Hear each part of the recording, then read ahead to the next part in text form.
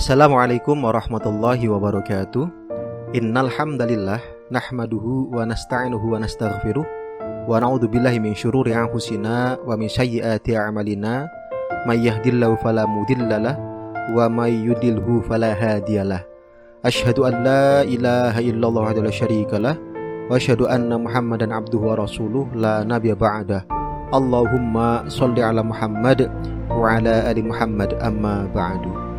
Pendengar Buletin Kafah rahimakumullah, alhamdulillah kembali hadir di tengah-tengah Anda semua. Buletin Kafah edisi 161 14 Safar 1442 Hijriah bertepatan 2 Oktober 2020 Masehi. Mudah-mudahan materi yang akan disampaikan pada edisi kali ini akan semakin meyakinkan kita akan indahnya Islam dan syariahnya. Kita akan mengangkat tema tentang mengutamakan keselamatan rakyat. Bismillahirrahmanirrahim. Islam sangat menghargai nyawa manusia. Karena itu, Islam sangat memperhatikan penjagaan nyawa manusia. Allah Subhanahu wa taala berfirman, A'udzubillahi minasyaitonirrajim. Bismillahirrahmanirrahim. Man qatala nafsan bighairi nafsin aw fasadin fil ardi faka'annama qatalan nasa jami'an wa man ahyaha faka'annama ahyan nasa jami'a. Siapa saja yang membunuh seorang manusia bukan karena orang itu membunuh orang lain atau bukan karena membuat kerusakan di muka bumi, seakan-akan dia telah membunuh manusia seluruhnya. Siapa saja yang memelihara kehidupan seorang manusia, seolah-olah dia telah memelihara kehidupan manusia semuanya. Quran Surat Al-Maidah ayat 32. Nabi SAW pun pernah bersabda, La zawalud dunya ahwanu indallahi min qatli rajulin muslim. Sungguh dunia ini hancur lebih ringan di sisi Allah daripada seorang muslim yang terbunuh. Hadis riwayat An-Nasa'i, At-Tirmidzi dan Al-Baihaqi.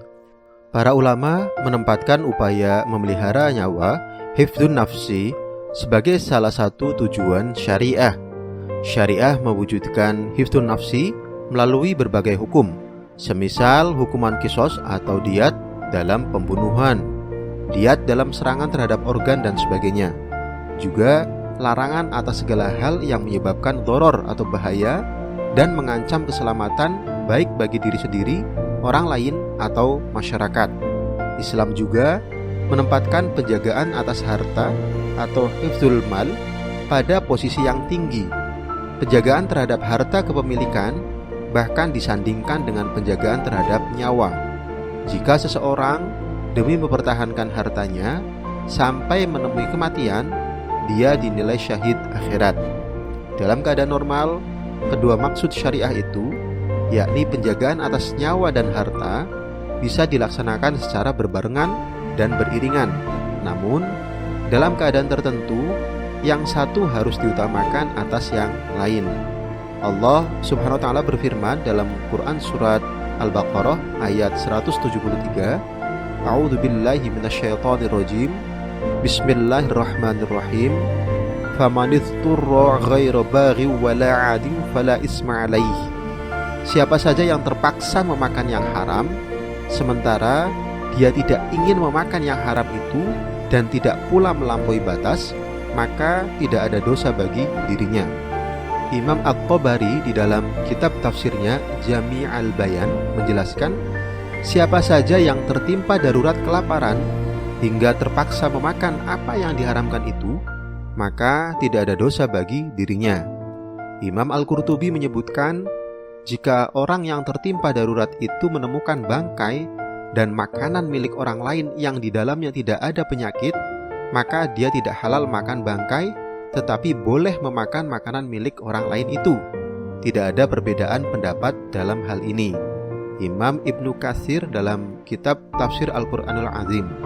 Semua itu mengisyaratkan bahwa jika penjagaan atas nyawa dan penjagaan harta tidak bisa dilaksanakan sekaligus, maka penjagaan atas nyawa lebih dikedepankan daripada penjagaan atas harta.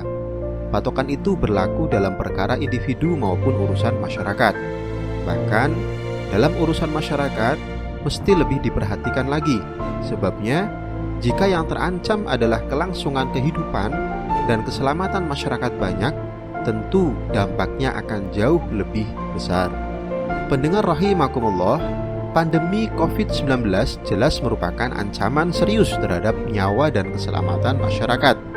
Apalagi jika masyarakat dibiarkan terus terlibat dalam banyak keramaian, penularan virus COVID-19 akan makin tak terkendali. Pilkada atau pemilihan kepala daerah tentu saja bakal mengundang masyarakat terlibat dalam banyak keramaian.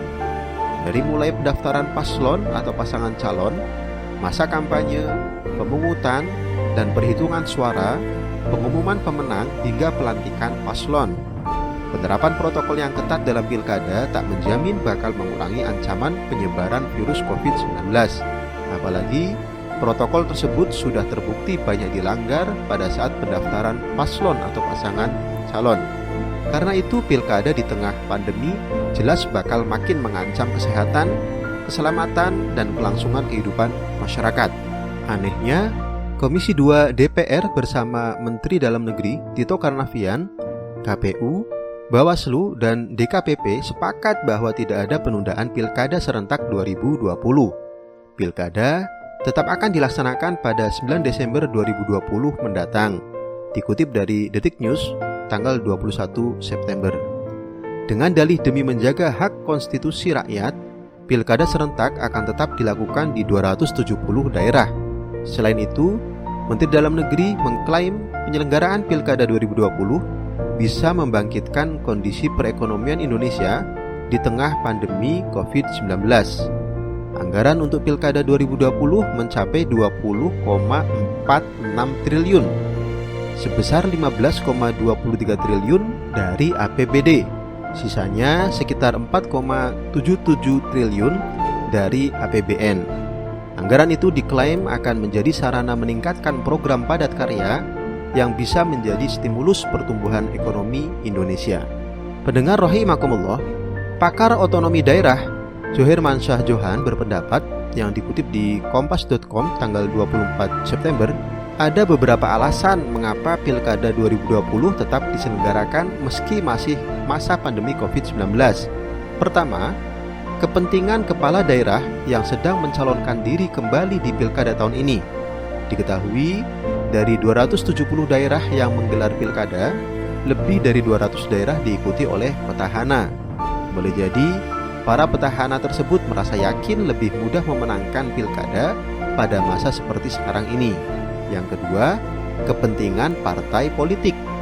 Praktik mahar politik sudah menjadi rahasia umum dalam pelaksanaan pesta demokrasi. Yang ketiga, ada dugaan kuat bahwa pengambil kebijakan tentang pilkada mempunyai jagoan sehingga pilkada pada akhirnya diputuskan tetap berlanjut meskipun wabah COVID-19 semakin merajalela. Pasalnya, jika pilkada ditunda, maka kans jagoan pemangku kebijakan itu untuk menang akan semakin kecil. Dan yang keempat, tidak menutup kemungkinan adanya peran pengusaha dalam keputusan penyelenggaraan pilkada. Sebelumnya, desakan agar pilkada serentak 2020 ditunda datang dari berbagai pihak. Dua ormas Islam terbesar, yakni Nahdlatul Ulama (NU) dan Muhammadiyah, telah mendesak agar pelaksanaan pilkada serentak 2020 ditunda. Komnas HAM juga merekomendasikan agar pelaksanaan tahapan pilkada 2020 ditunda. Namun nyatanya, semua desakan tersebut tak digubris sama sekali oleh pemerintah. Alhasil, penyelenggaraan pilkada di tengah pandemi bisa dipastikan hanya demi kepentingan elit, bukan demi kepentingan rakyat. Pendengar rahimakumullah, data kasus COVID-19 menunjukkan pandemi sama sekali belum bisa dikendalikan. Tren kasus masih meningkat. Berdasarkan data Satgas COVID-19, jumlah terkonfirmasi positif COVID-19 sejak 10 September rata-rata di atas 3.500 kasus baru per hari. Puncaknya pada 25 September sebanyak 4.823 kasus baru, lalu turun hingga pada 28 September pada 3.509 kasus baru. Namun kemudian pada 29 September kembali naik menjadi 4.002 kasus baru.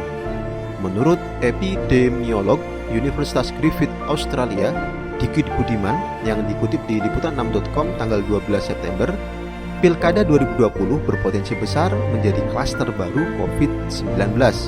Pasalnya, pengendalian pandemi COVID-19 secara nasional belum terkendali. Ini terbukti dari positivity rate yang selalu di atas 10%. Artinya, laju penyebaran sangat tinggi dan masih banyak orang pembawa virus COVID-19 belum terdeteksi karena umumnya tidak bergejala. Para epidemiolog lainnya juga menyarankan pilkada ditunda. Apalagi secara aturan belum semua siap. Protokol pencegahan COVID banyak dilanggar. Selama masa pendaftaran calon 4-6 September saja terjadi ratusan pelanggaran. Umumnya terkait dengan kerumunan massa. Kepatuhan terhadap protokol termasuk wajib pakai masker dan physical distancing masih kedodoran.